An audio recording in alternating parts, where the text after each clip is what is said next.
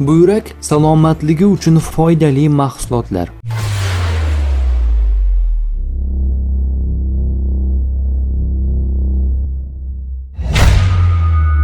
Buyrak salomatligini saqlash uchun muvozanatli ovqatlanish, yetarli suyuqlik ichish va tuzni me'yorda iste'mol qilish muhim. Quyidagi mahsulotlar sog'lom buyrak faoliyatini qo'llab-quvvatlashga yordam beradi. Suv eng muhim mahsulot. Kun davomida yetarli miqdorda suv ichish buyraklardan zararli moddalarni chiqarishga yordam beradi.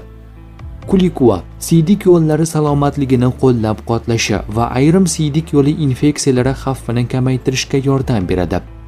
Tarvuz tarkibida suv ko'p bo'lgani uchun organizmni suyuqlik bilan ta'minlashga yordam beradi. Bodring suvga boy, organizmning suyuqlik muvozanatini saqlashga yordam beradi. Vitamin va antioksidantlarga boy. Yog'li baliqlar, losos, sardina, omega 3 yog' kislotalarini o'z ichiga oladi va umumiy yurak-qon tomir salomatligini qo'llab-quvvatlaydi. Bu esa buyraklar uchun ham foydalidir. Ko'k mevalar, chernika, qulpinay, malina antioksidantlarga boy. Olma, to'lalar va foydali ozuqa moddalari manbai. Karam va gulkaram vitamin C va to'laga boy. Sog'lom ovqatlanish tarkibiga yaxshi qo'shimchadir. Yong'oqlar foydali yog'lar manbai, ammo surunkali buyrak kasalligi bo'lgan ayrim odamlarda fosfor va kaliy sababli cheklash kerak bo'lishi mumkin.